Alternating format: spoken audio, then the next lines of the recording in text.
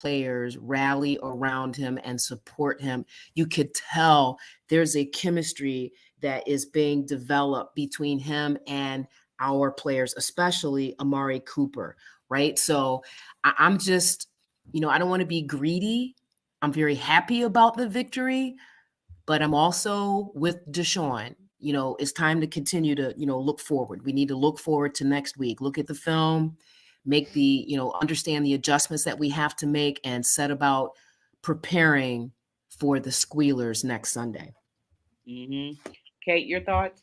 Preach, sister.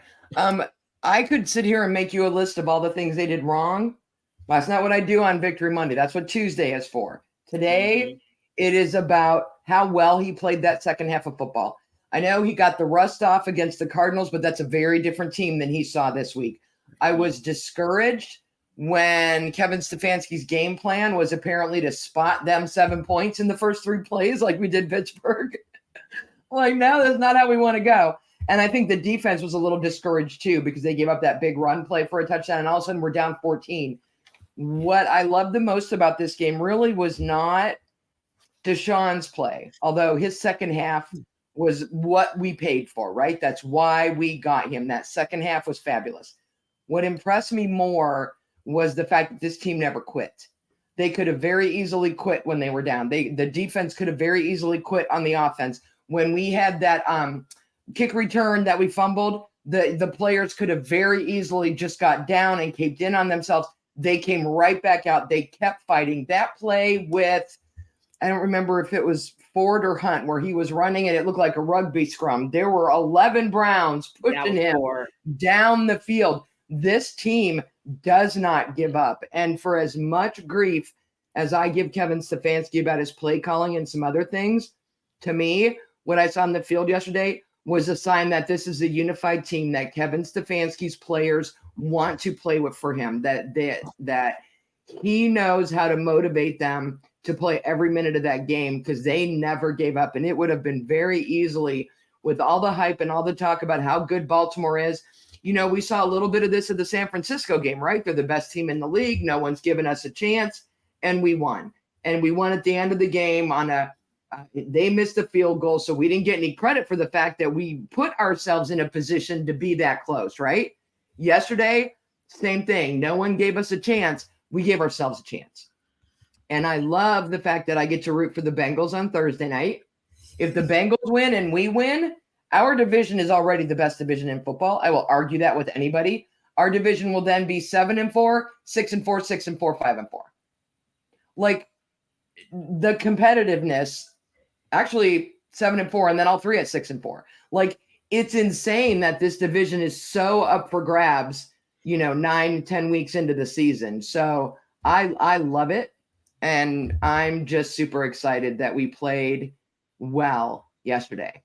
I want to jump in on what you just said about the Thursday night game. Did you look ahead to next week's Monday night game? Oh my! I've not gotten past this week. I'm focusing on this week. The reason why I say that, if the Cincinnati Bengals beat the Ravens and we handle our business on Sunday, and Kansas City loses that Monday night game, guess who's sitting at the top of the AFC? That's scary, right? What happened to the Bills this year? They're predicting the Bills and the Chiefs and the Bengals to be the cream of this conference again. The Bengals are in last place in our division. Did nobody give any of us other teams, even the Ravens? I heard a few people pick the Ravens over the Bengals, but there was nobody thought the Steelers and Browns would be doing better than the Bengals are at this point. Well, I never count out Mike Tomlin. I love Listen, it. I know. And he to me is like coach of the year material. Like, it's amazing. He's very underrated when they talk about coaches and stuff.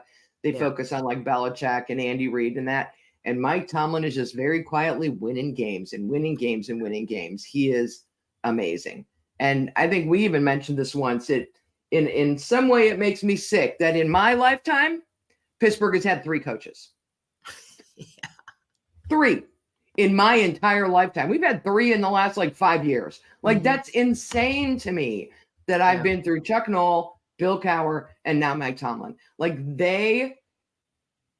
I'm gonna say it's luck. They are so good at picking their head coaches, and they have been very lucky that their picks have worked, and that consistency at the top still paying dividends for them on the field. And I think maybe we're starting to see that we've had the same head coach for enough years now that the players are buying into his system. They're believing what he's saying. They're playing for him. And you can see that in every time the ball is snapped on either side of the ball.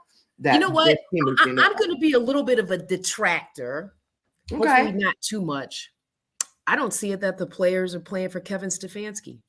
I see it more as absolutely. And I was a Kevin Stefanski real fan. I mean, Philly guy. What I'm seeing between yesterday's game and the week before is how the players are playing for themselves. And they have bought into the culture that Deshaun Watson has brought to this organization. And I'll tell you something else. There was a period in the beginning of the game, you know how we started, where Deshaun walked off of the field right literally into AVP's, I'm not going to say arms in the literal sense, but you saw a glimpse of, listen, I am not too certain that AVP wasn't calling those plays in the second half, right? But what I saw was a connection between him and Deshaun. And I'm sorry to sound like this. I am still not convinced that after what Kevin Stefanski put Deshaun through, after throwing him under the bus a few weeks ago, that's cleaned up. That's all I'm saying. And that's entirely possible. And Rachel, feel free to say something tonight, girl. I was going to give my opinion about the game. I would love to know is, so I watched the Jets-Raiders game last night. Ended up being a better game than I thought it would. I can't stand the Raiders, and the Jets won. Whatever, it is what it is. Glad Willie's not here. One of the things they said is that one of the girls was interviewing John Jacobs, and they said he gets a list of like 16 to 20 plays every week. And he goes reverse that. He makes a list of 3 or 4 plays that he really likes, that they've been working on in practice and that he thinks would be really good plays that he wants to do, and gives them to the coaches. And then they get back the game plan with the list of plays. And all of the plays that he picked this week were on the game plan. And he said, with now that Pierce has taken over, he hasn't had a week like that since John Gruden was with the team. He hasn't, meaning Josh McDaniels didn't listen to the players and get their input on which plays are working for you. Which ones do you feel are the good plays?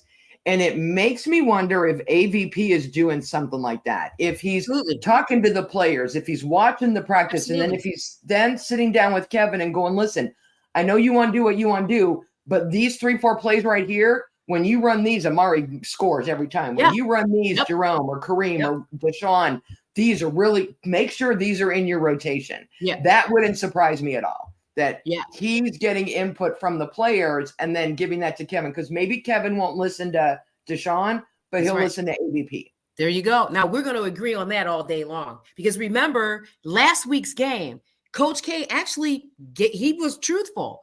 He said that Deshaun and Amari were the ones that drew up that long touchdown pass. So I'm with you, Cleveland Kate. All right, I'm going to give my opinion about the game. So regarding yesterday's game, you had, at first it didn't look like it was going to happen, but you had all 3 phases of the game eventually come together. So you eventually, even though they went up almost 17-0 of us, the Browns still kept chipping away at that.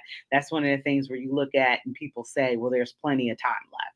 I was scared because I wasn't feeling like there was enough time to overcome that deficit. Then when you had the Odell touchdown, that really, put a arrow into our turkey.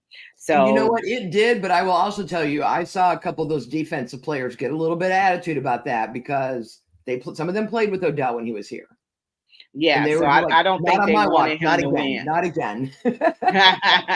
I don't think, obviously, they might have had a little chip on their shoulders because you had Jadeveon Clowney and Yep. Odell Beckham being former players of the Browns, and everybody was like, "This is their get back game. This is their revenge game," and it just didn't happen like that. Offense wasn't doing anything in the first half, and they allowed Baltimore to kind of run amok, and then defense as well.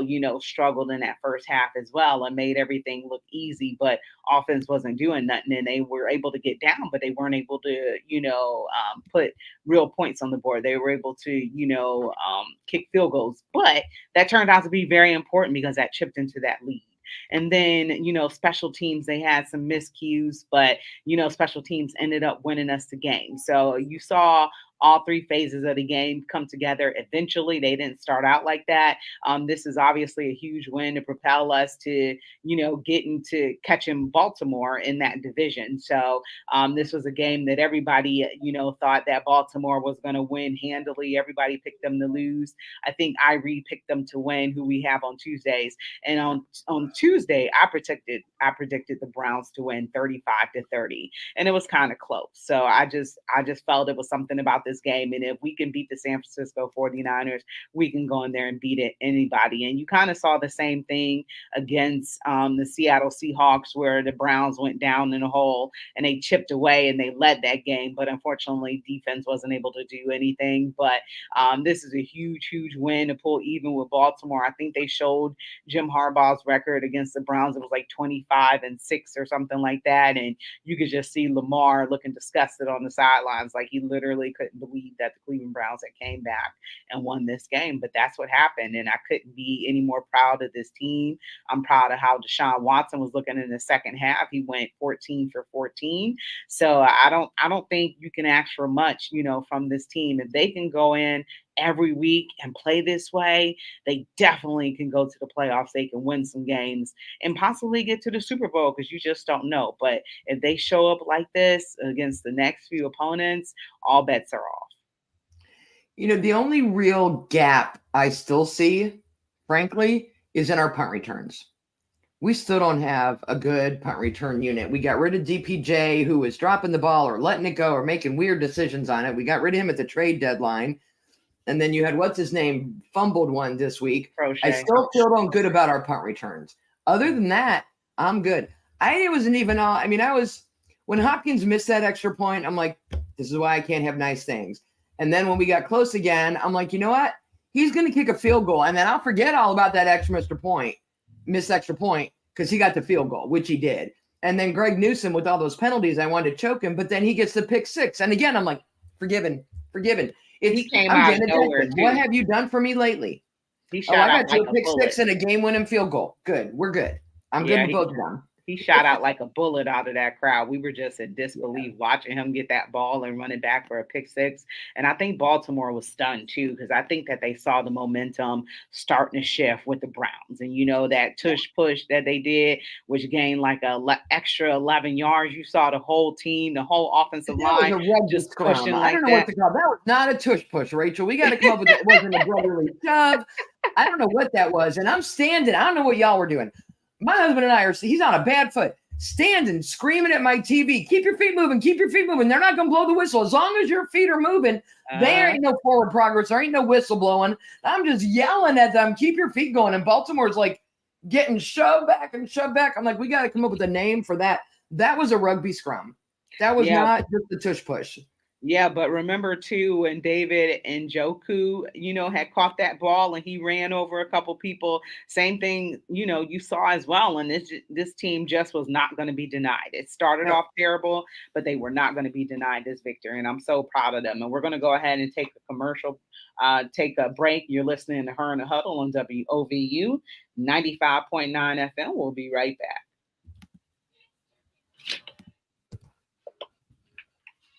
Hey, which other commercial am I supposed to play out? Just that one. Oh, okay. Just play that one. Because Uni said another one too. So. Hey. Hey, ladies, how you doing? There we go. The truth. This is the real live Her in the Huddle, and I'm loving it. It's all the hers in the huddle, baby. For 4 years. This show for 4 years, it looked like this. and I'm excited. I'm So the excited. question is, are you recording this? No, Why not? because I'll be forgetting. Hit the button. You have to record this stuff so we can so we get posted and put it up on the website and things like this. This is a true show. Now, Kate, quit being picky, quit being petty, quit talking about the punt return. I'm a If you petty get- ass bitch, Chris. I don't care. If If I you gotta, get if 5 I need yards- something, I need something. We're not on the Listen. air. I can say bad words. We're on Listen, if commercial you break. can get 5 yards off a punt return, is good. You're not going to get a lot of yards on punt return. I don't need punt return for a touchdown. I just need you to make a better decision. If you let it go out the end zone and I get it at the 25, that's good with me. The 20, that's good with me. Don't catch it on the 5 and get me 2 yards. Well, Or 'cause don't sometimes watch it go above your head and let them down it at the 3. But Like, here's the just thing, though. make better choices. Sometimes you can't judge that because sometimes you can let it go at the 5 and just let it try to go to the end zone, and sometimes you get a dead bounce. I agree with all of that, but we have not had one lucky break all year. And I just feel like they've been worrying about all the other. If my biggest problem is my punt return team, I'm a happy girl. You are. I can see. I'm a happy girl, and that is my biggest problem. Don't be petty with them, man. I'm just excited that we ain't talking mock draft and quarterback. Now that Deshaun's played well, people will stop with that. We need another quarterback stuff. No. Welcome back to Her and the Huddle on WOBU 95.9 FM, and you're catching up with us. And we were just talking about this amazing Cleveland Browns victory that just took place on Sunday. I think the city needed this as well. They got the excellent victory over the Cardinals where they actually shut them out. And you think about it, you know, they hadn't lost that. I take the Baltimore loss. That's okay. You know, it is what it is. But, you know, if they hadn't lost to the Seahawks when they had that lead, you know, if they hadn't lost to Pittsburgh, you know, we would be in a totally different place and we'd be right up there with Baltimore. We're nipping at their heels right now, but we would be up there with Baltimore if they had been able to win those 2 games. I can't complain about the Steelers game because I think that game mentally rocked this team. That's a very difficult place to play. And when you have a teammate, a brother, get injured the way Nick Chubb got injured during that game, I don't know how you get your head right to play and finish it. So I think that's why I'm not worried about this Sunday. We're going to handle Pittsburgh no problem because we will have our head in the game. We will be 100% focused on what we need and maybe a little bit chippy because this is the team that hurt Nick Chubb. Yeah. So I'm not worried about that one. The Seahawks loss came right down to it. That one's a little stressful for me because I've been watching them the last couple weeks and they are not all that in a bag of chips. They have come way back down to earth. But I actually like where they are. I think we're very lucky to be where we are with Deshaun's injury, right? And I think this team does better when they're the underdog. They do better when they think they have something to prove to everybody else, when no one gives them a chance. And I think, you know, Sephora, we talked about it a little bit earlier about who they're playing for. You don't think it's Kevin Stefanski. I think Myles Garrett is a huge presence on this team in that locker room on both sides of the ball. I think what he went through in Pittsburgh and how he reacted to that and how he conducted himself and how he focuses on the business of football and doing what he needs to do and getting things done, I think has just been an example for the rest of the team. And I think he is probably the single biggest leader on this team next to Deshaun. Probably I would put him ahead of Deshaun just because he's been here longer. But I think he brings a credibility that people are still going to talk about Deshaun's character issues. You don't have that with Myles. And I think he is just such a presence in that locker room and for that team that I think he wills some of these guys to get an extra yard and to do that little bit more just because they don't want to let Myles down. You know, and I wouldn't disagree with that. What I would say, though, is if you listen to Myles Garrett's post-game presser, he even acknowledged Deshaun Watson with that. Now, I told you guys he was special. And I just want to say this. And by the way, let me give a shout out to David. at Mary's over in Lorain, Ohio. Thank you for that chicken paprikash today. I ordered too. He's So listening wait. to our show. Hi, David. So And the first name isn't David? No, it's David. Okay. So I for ain't get no me, paprikash. oh, it was delicious. It was delicious. We have a whole paprikash conversation. I love paprikash. It's very difficult to make, so I order it out a lot. The problem is mine is so amazing. I have yet to find a restaurant who compares to mine. Well, we'll be able to test and verify that when you host a Browns watch party. Okay? There you go. Oh, okay.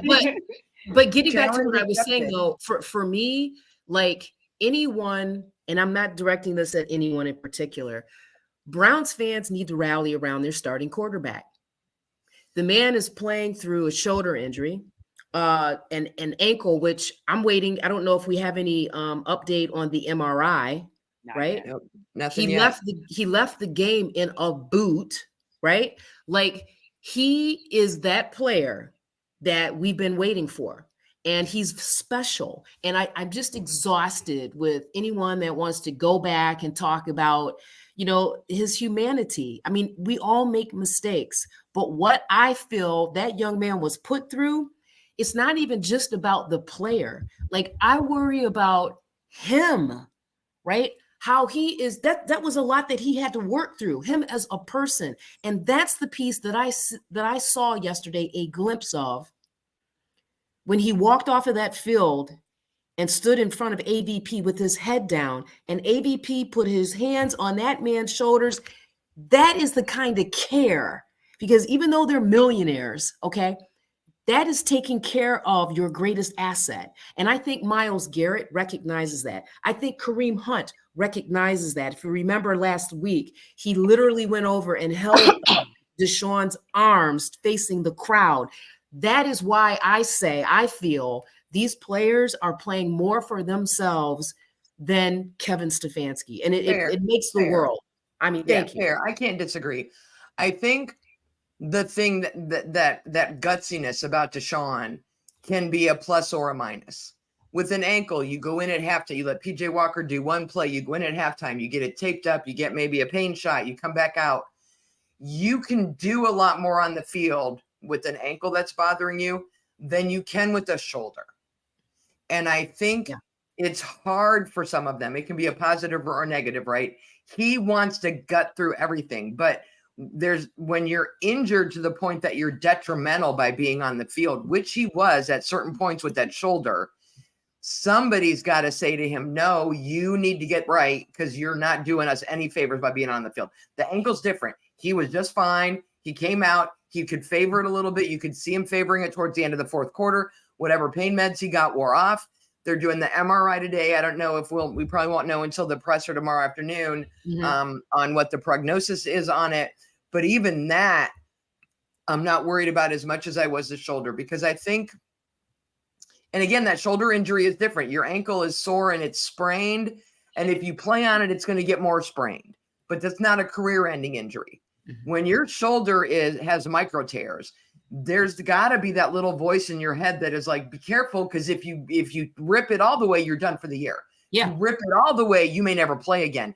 And so you're fighting that mental battle of, I want to be out here for my team, but then your body won't let you throw it 100% because you need somebody to sit you down and say, for your own protection, we need you. We love that you're gutsy. We love that you want to get out there. With this kind of an injury, you need to sit until it's better. With the ankle, I'm gonna let you come out in the second half and go. Yeah, I mean, he was not find balance with that, and there's got to be a grown up in the locker room that has those conversations with him. And I think finally, I think AVP is the one who did it. Looking at the two of them together, I think Kevin was just like, "Tell me what you want to do," and AVP was like, "You know what? I know what you want to do, but trust me when I tell you, you need to sit a couple weeks, get that shoulder right, and then and." I wanted him to sit the Cardinals game and give it one more week, but I completely understand, especially now, the idea that he was so rusty. You had to get him out, and the Cardinals were the perfect team to get him out there and moving again. And that even carried into the first half of this game. And then it was on. If he hadn't had that Cardinals game, I don't know that he has the second half he had today without that Cardinals game to give him some reassurance, get his line back used to dealing with him, get his receivers back used to him. You know what I mean? So I think it's all worked out for the best. And I hope that ankle's fine. The shoulder looked, I didn't see any issues with the shoulder the second half. He was throwing that football, wasn't he, Cleveland Kate? Yeah. He threw some pretty passes that second half. So I forgot to mention. We had Miles. We had what was the big man's name, Rachel, that blocked that kick? I don't know. Well, it starts with a T. I love a big man that can get up. When you got to kick a 55-yarder, that's an opportunity to block, right? And I was nervous about that with Hopkins because his kick was going to be a long one, which means you got to go low to get that length. And I'm like, crap, they're going to block this just like we did them. I was so glad they didn't. But I love a big man who can block a punt. Was it Jordan Elliott? I'm going to go look it up. Yeah, we can. Yeah, because all I saw was those massive, like, buckets of love from under that jersey. And I was like, that dude, like, I love me a big man. He lifted. So one of the things I didn't mention was we were leading against Pittsburgh and we surrendered the lead. So, we definitely could be at a different place. But also, too, I don't think this team is playing for Kevin Stefanski. I think that they're playing for each other. And this team appears to be very close. They hear the outside noise. They heard the reports that they were going to lose to Baltimore. They hear all that. They lie and say that they don't, but they absolutely do. And one thing is, you could tell that, when you have players openly questioning your play calls, I don't think they're playing for him. When Kareem was like, give me the ball, against Seattle. And it was another game too. I don't know which one, because we played Seattle and then we played the Cardinals, correct? Mm-hmm. So he wasn't questioning that, but I think it was against the Indianapolis Colts. So you have your players openly questioning your play calls and stuff like that, and they're out there on the field and they're trying to be successful, but you call the a play call that's you got 9 yards to get, and you're calling a play call for 3 yards. The players don't like that because they're out there trying to win as well. So, but I definitely don't think that they're playing for him at all. I think they're playing for each other. I think they're playing for Nick. I think that they're playing for a greater goal because this defense, they say offense wins games, but defense wins championships. And this defense is playing so well that they know that, you got to give every effort to stop them. You're going to get everybody's best effort when you are second place in the league. Baltimore became one, but you're going to get everybody's effort because actually you're the hunted now. That's a great point. And you know what? I think there's something to be said for any of us that have worked in a real team environment.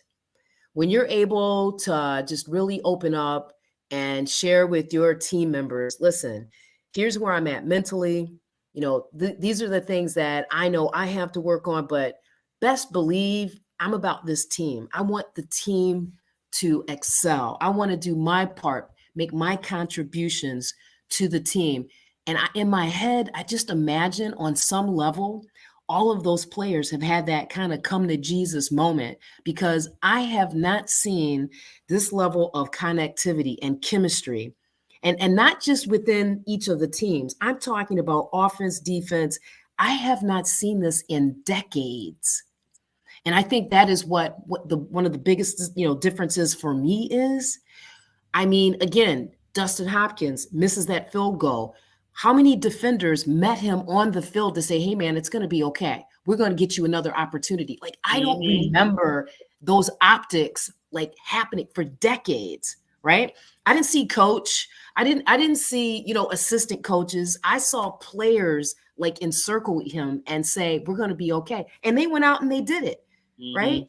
I mean, to me, this is a special team because they have a special leader in Deshaun Watson. Yeah, because everybody, where we were at, everybody was just devastated that he missed that kick because, you didn't know what was going to happen in this game. So, they gave him an opportunity for redemption. And, like they said, it's okay. We got your back. And I have a feeling that was a conversation that was had. George has a question. He said, can anyone explain how the Steelers or the Stellars are 6-3 and they have been outgained by every team they played? This game yesterday reminded me from afar the cardiac year and those comebacks we made. I absolutely agree with that because I had to, take my blood pressure and it was high. it was high at that time. For me, again, it's about your culture and your leadership. And Mike Tomlin is that for the Steelers. Like, he has taken nothing and made it into something. And it is to me, he has got to be one of the primary candidates for Coach of the Year. I just can't say enough about Mike Tomlin. Again. All right, we're going to take a break, ladies. You've been listening to Her in the Huddle on WOVU 95.9 FM. We'll be right back.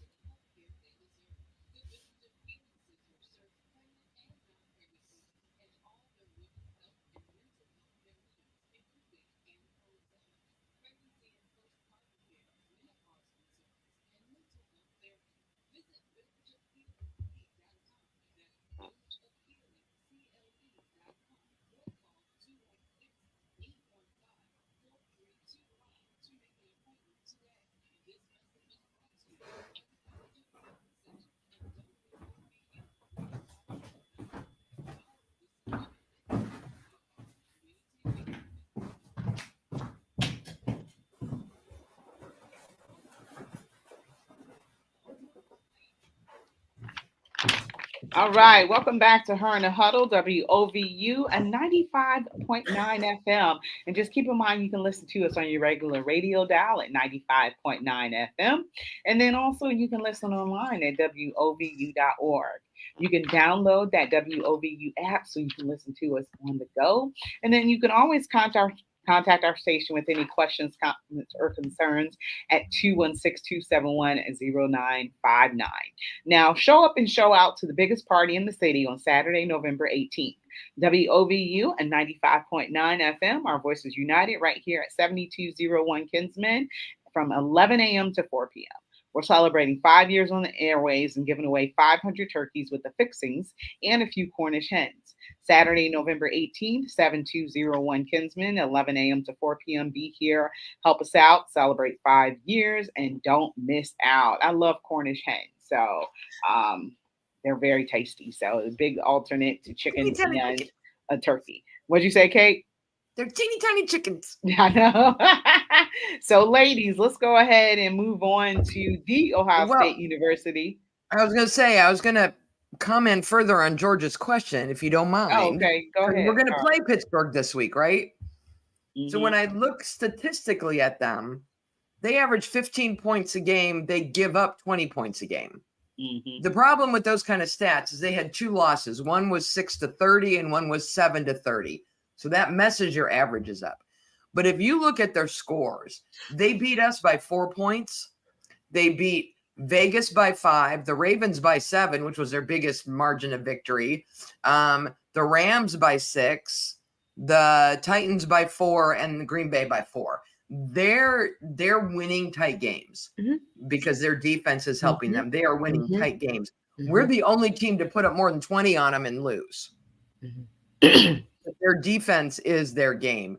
I think if our defense gets after them, they are very, very, very beatable. I am not at all afraid of them or their record this week, probably because it's here. Playing in Pittsburgh is a whole different animal. Absolutely. They have been very lucky. They beat the Raiders and the Ravens. But again, I will say the Ravens from the first 4 weeks are not the Ravens that we've seen the last 4 weeks.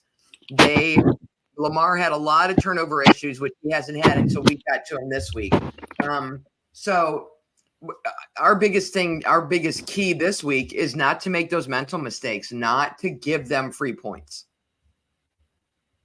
So let's go talk about guys. It is. I absolutely expect the offense to really come out next Sunday. I just really do. The defense is going to handle. Yeah, absolutely. Like Rachel, and the only other thing I'll add, Rach, is one of the things that popped into my head when you were just talking about the Browns. We never led that game against Baltimore. Not for a minute.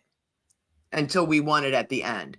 This team does not play well with a lead. We've commented on that a couple times, that they give away the lead. They've got a lead with 3-4 minutes left in the fourth, and they don't know how to keep that lead. It's almost like they play that whole prevent defense, which just prevents you from winning. Just keep doing what you've been doing all game. I almost kind of hope Pittsburgh gets a lead on us, just because I think we play better when we don't have a lead. Now, maybe to Miss Sapphire's point, if our offense is firing on all cylinders then, and I don't have to worry about points, and I'm putting up 30 by halftime, then I will take the lead and run with it. But I've noticed that this year is they seem to struggle at the end of games with the lead. I think it's because they don't know how to win just yet. Yeah. This is a very young team, and they're so used to that underdog, come from behind kind of a thing, that when they're ahead, they're like, oh, crud, what do I do now? I'm ahead. Because they could. How do I kill the clock? How do I waste time? How do I keep them off the field so that my bigger number stays the bigger number? Yeah, they, caved in on Pittsburgh, where they were leading in a very hostile place. Monday Night Football had the opportunity to knock them off after what? They won all their Monday Night Football games. Huh? Oh, yeah. It was very painful. They won all their Monday Night Football games, I think, like ever. So, that was a tall task, but they were winning and they surrendered that lead. And then, they worked so hard to catch back up to the Seahawks and then, destroy that lead. So, it's very sad, but I think this team is slowly but surely learning how to win and pull out games. And that was evidence yesterday, where they just didn't give up no matter what Baltimore threw at them. They threw right back, even better. And like I said, when we missed that field goal, when we missed that extra point, I think a lot of people thought that was that game. But the Browns got the ball back and they milked the clock. So Kevin Stefanski actually did something good and un-Kevin Stefanski-like. But he milked that clock for everything that he had. And then they had no time to come back. So, Baltimore probably thought that they were going to score. Lamar thought that they were going to score. But they didn't have no time to do nothing. And we got that extra possession, and that's all she wrote. And think about that. And correct me if I'm wrong. Weren't 3 of our offensive line starters out? Just 2, I believe. Well, Just Jack 2? Conklin was out. Oh no, you were right. 3. Jack Conklin is out for the year. You had Jedrick Wills go down, and then DeJuan Jones out this game. Right. So, and then you're not going to get Jedrick back for a couple more weeks. I think, he has 3 more weeks on the IR. But yeah, you had 3 starting linemen out, and Hudson had like 2, holding penalties, but for the most part, and then that one, I forgot his name, had caught that fumble, Deshaun Watson's fumble. So, was it Teller? Was that? I know. I don't think it was Teller. I think it was Was it Christian? It was one of the new players. Yeah, I think so. Christian? Yeah. I mean, see, for me, it truly, now I'll give Kevin Stefanski this when he talks about next man up. Like, it was a beautiful thing because we ground and pound the Ravens. Like that wasn't flukish. Oh, we just keep converting third downs. Like this is ladies, I'm telling you, this team is special. They are really coming together. And I'm excited. I'm excited about the Steelers game. I wish it would be tomorrow, to be honest with you. But you know, they need time to rest from that game. Yes. I need them to beat The one Pittsburgh. thing I the one need thing them I'll say to though, beat Pittsburgh is I don't know how else to. I need them to beat Pittsburgh. yeah, they just have to clean up the turnovers. Okay, got to clean up the turnovers, right? And these penalties. I mean, just that is the one area where I think we're suspect. Yeah, the penalties were brutal yesterday. Yeah. And they were even in the turnover game. So normally we have more turnovers, but Baltimore turned it over twice and we turned it over twice. So, you know, that's a stat where, you know, finally there was no turnovers last week, but, you know, that's a stat in which evened out in our favor. Normally it doesn't though. Listen, Lamar Jackson did not want any of the physicality. Our defensive line, you know, they kind of reminded me of like warriors on the battlefield, right? You know, I don't believe that Lamar Jackson could have taken the same amount of hits that Deshaun took.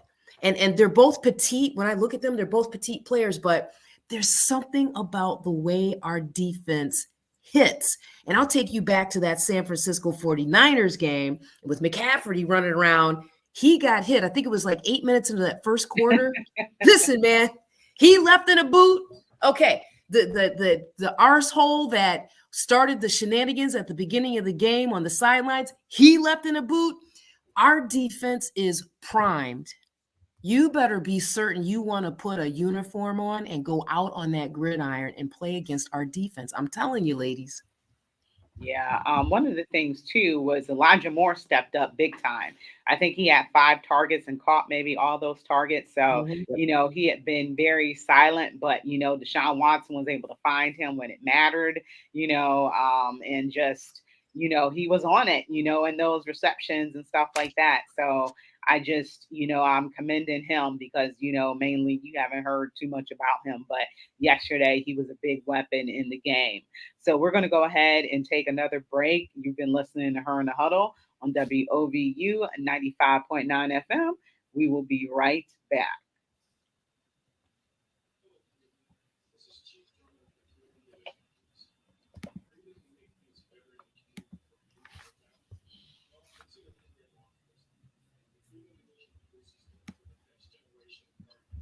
You know, Kate, you probably want to think about sharing your chicken paprikash recipe. I will never share my recipe. What is that? Where does that come I'll never from? share my recipe because it's ridiculous. So when I married my husband, his family's Hungarian, and his grandma, who had a stroke, told me I had to learn to make paprikash before I was allowed to marry him. So she took me in the kitchen, gave me her recipe, and taught me how to make paprikash. And let me tell you what, there's an index card. Tells you to brown the chicken with oil and onions, sprinkle some paprika on it, and then add in enough sour cream until it's this color. And she smeared some gravy on the card. Wow. There are no measurements. And I don't know what color that used to be, but that was 30, 40 years ago. I'm like, I cook by taste. And so I only do chicken thighs. And ain't no point using any other kind of meat. Chicken thighs give you the best flavor and the best fat to do the gravy. And then it's really just all about your getting that sour cream in there. I use sour cream to thicken it up to get that little tang. And I usually use some smoked paprika and hot Hungarian paprika. I use a little bit of both. But if we can't host the game this weekend, because my daughter married a Steelers fan. It's a whole thing. Maybe the Sunday after, y'all can come over here. Okay. Who is that? Let's see. What's the Browns schedule? Is that Denver? Welcome back to Her in the Huddle on WOVU 95.9 FM. This is your girl, Rachel Hill, the First Lady of Sports. I'm here with Cleveland Kate and Sapphire. And ladies, let's move on and talk some Ohio State. So Ohio State got a huge victory over Michigan State, as it pretty much we saw that they were going to. What were your thoughts about the game against Michigan State? Because I pretty much had assessed that this is going to be an easy game for Ohio State, and pretty much it was. It was a blowout. I mean, for me, the Buckeyes, Okay, look, go they ahead. handled their business. The Buckeyes handled their business. This should have been a 38-3 game. I mean, that's it. For me, it's about Michigan. So I don't want to look beyond next week. And Ohio State is just doing what they're supposed to do, what they're expected to do. Okay. I don't know why we're even talking about the Buckeyes, because nothing matters until Michigan. Oh, They did what they needed to do. It wasn't a challenge. It was nice to have a lead and just to be in the lead all day and not have to even think about it, worry about it, because the Browns give me enough of a heart attack on Sunday. I have told you all this before. Saturday, I need the Buckeyes to put deposits into my sports emotional bank so that I can get through Sundays. this You know is what I'm saying? real. So, Yes, it's real. the only reason I didn't go full on Fred Sanford on Sunday was because I was still living the happy life of a Buckeye Saturday where I wasn't chewing my nails in the fourth quarter and thinking they were going to do something stupid. So Kate, you're off the hook, girlfriend. You're off the hook. crazy. It is. What's but this? I will tell you What this, just you went know, out? Rachel, it's that time of year. November 25th is coming. Yeah. Do y'all know, does Miss Sapphire know the Christmas tree rules at Cleveland Kate's house? No, No. I don't think Christmas tree goes up the day after Ohio State beats Michigan. The Christmas tree comes down the day after Ohio State plays in a bowl game. Oh, Period. nice. That's what we do. Okay. So the last couple of years have been rough because we had no Christmas tree. It's okay. We'll have one this year. Yeah, I'm so in love with Marvin Harrison Jr. I don't even know what to do with myself. I don't know how I can convince someone in Berea to draft that young man. I'm going to become a fan of whatever team he goes to play for next year. I loved his dad with Peyton Manning at the Colts, and I love him. He brings so many more things to the game. He is so much fun to watch. He makes McCord look like a Heisman candidate, and I don't think he's that good of a quarterback. But Harrison is that good of a receiver. And then you got Trayvon running the ball. The Buckeyes they are hitting it on all cylinders, and they have gotten everything together now.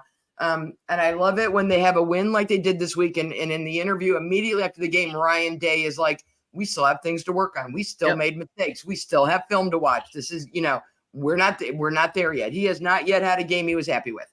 And I love that about him. I have very grave concerns about this crap that's going on in Michigan and the fact that the Big Ten suspended Jim Harbaugh and the attention this is bringing to us and the precedent it's setting. And the rumors now that I'm hearing that not only are there going to be lawsuits with Michigan suing the Big Ten for suspending him, but that Michigan is threatening to leave and go to the SEC. I don't like any of it. I don't care that whether it's Michigan or Rutgers or Ohio State or who it is. That investigation isn't done. And until it's done, the Big Ten needs to stay out of the way and let the NCAA do what it's going to do and get me through this season. I don't want to beat them on November 25th because Jim Harbaugh was suspended, because that's the excuse they will use when we win. And then they got playoffs aspirations and all this other stuff. I don't need excuses. Let him coach. Doesn't matter. We will still beat him. In the offseason, you figure out what happened and if he's culpable and what's going on. I don't like it. I don't like the spotlight being on something that has nothing to do with what's going on in the field right now. No, I totally agree with you. And unfortunately, college sports are run like corporations. There's no difference. They're trying to take control of the narrative. They're trying to say, hey, we did our separate investigation. This is what we learned. And so this is why we took immediate action, blah, blah, blah. I totally agree with you. And if you didn't know, I think it's all much ado about nothing. If a team is that sloppy, okay, that their signs can be put. This is all, and they're giving Michigan a motivation. Come on. So I don't care about sign stealing. If you're smart enough to do it, have at it. What I care about is having a level playing field for everyone. Meaning, if you had a booster pay for this guy to fly to these games and buy his tickets, which not all schools have people that are able to do that. That's why the rule is you're not allowed to scout games in person of your future opponents. because not all the schools can afford to send someone to the games. They're trying to keep it even. That's really the rule they broke, right? My fear is it wasn't sanctioned by the program, that a booster was involved, and Ohio State is worried about huge sanctions on Michigan's football program. And so the Big Ten is like, you know what, we're going to come in and we're going to suspend them. And then when the NCAA gets mad later, we're going to go, no, don't worry. We've already handled it. You don't need to worry about it. Stop looking at it. It's done. I don't like the political shenanigans that are going on between the Big Ten and the NCAA. The Big Ten shouldn't want the Big Ten to look bad. They shouldn't want Michigan to look bad. And they should have sat back and kept their mouth shut and just let this season go, because it's good for the Big Ten to have Ohio State, Michigan matter, to have both those teams fighting to get into a playoff, to have both those teams doing well and earning money in high dollar bowl games that come back to the Big Ten. And I think that could be the bigger picture, though, right there, though. They suspend them for a few games during the regular season, but still, when was the last time we had two Big 10 teams in the top 4 in the country? Last year. I think it was last year. 2 years ago. Right. And then think about the revenue. Because they wouldn't I was so angry.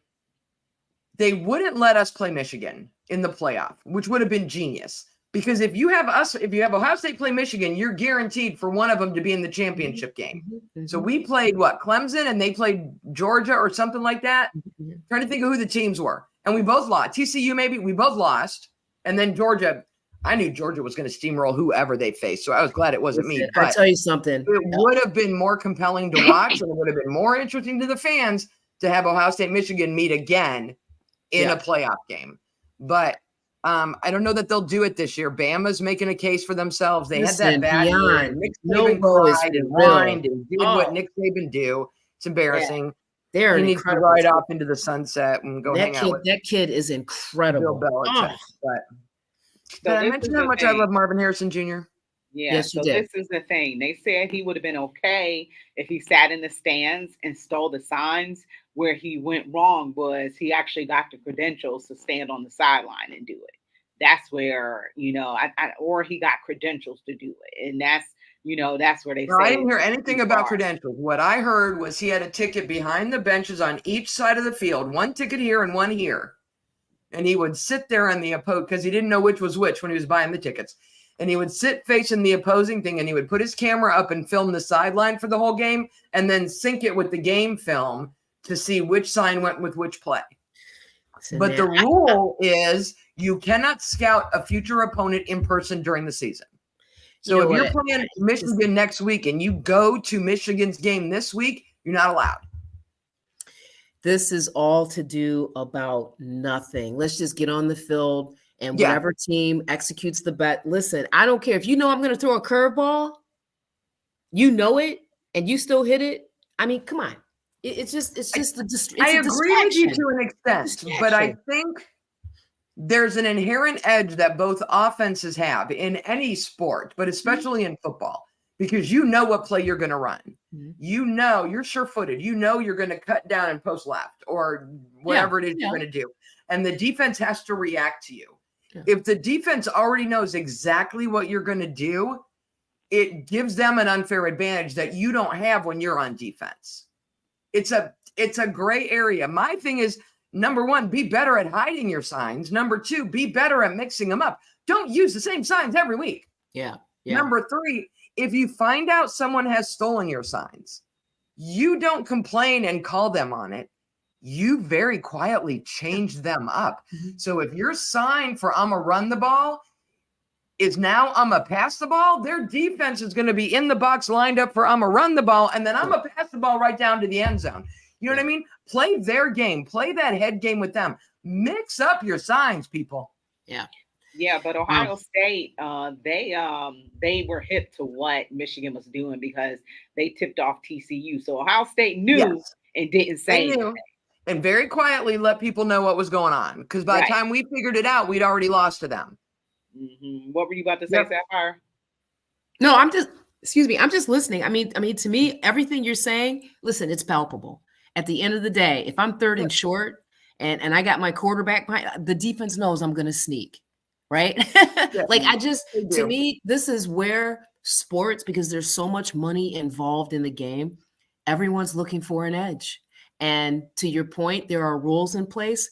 I would imagine down the line somewhere, those rules won't be in place because the crap load of money The easiest these thing to do, and it's not expensive, is give the coach a headset and put an earpiece in the quarterback ear so you can call in the play with your big plastic placemat in front of your face so no one can read your lips and the quarterback can hear what it is, and then you don't need these signs anyway.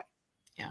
So now you're talking about pro level stuff, which is the NCAA, I think, is fighting to keep a line It's of an earpiece distinction in your headset. between their The student geeks in the athletes computer and lab pros. have earbuds in while they're working. Give your quarterbacks some earbuds. I agree with you. They're not I'm there going to yet. Amazon to order you 20 pair right now. They're not expensive. So I now don't need high tech. Michigan is galvanized because you saw that they saw the Michigan versus everyone t-shirts that they were wearing. Oh, So yeah. I'm like, now y'all copying off Ohio State. And Yep. I think DJ Cristal was like, we had Ohio versus everybody. Mhm. But I'm just like, that I think this galvanizes this team behind Jim Harbaugh, and they're just going to come out and find a way to win. And I think, it's going to be extra, against Ohio State. So, they're coming and they're mad. But I kind of agree with Sapphire a little bit too. Like, what's the point of punishing him and all that other stuff? Yep. I'm like, you can kind of let this go, everybody. But, and then too, you got credentials to be able to do that too. And Mhm. that's a no-no. So I'm just like, at the end of the day, Michigan is, I hate to say this, and I definitely hate to say this. I think it'll be a good game between them and Ohio State, but I think Michigan might edge Ohio State by a little bit. And I just look at them as they're just a complete team. I watched the game against Penn State on Saturday, and they looked good. Penn State was not an issue for them. Penn State was a top 10 team. I think they were ranked number 10, but they dispatched them pretty easily, very quickly. OSU should go up to Michigan and just play with reckless abandon. They should just put it all out there and have fun while they do it. Ryan Day is worth his coach's salary, which is more than I think the three of us all make a year added together. A little bit more. Little bit more. So we all make a couple $1 million a year, Kate. I'm saying the three of us added together times 5. I think Ryan still makes more than that. If he does not find a way to motivate these guys and shame them for the fact that they've lost 2 in a row so that they are motivated to win, that edge is what they need. That mental edge of, I am not going to lose a 3rd year in a row. Then they've got an edge. Then it doesn't matter what Michigan does. They need that mental edge. All right. You guys have been listening to Her in the Huddle on WOVU 95.9 FM. We are out of here.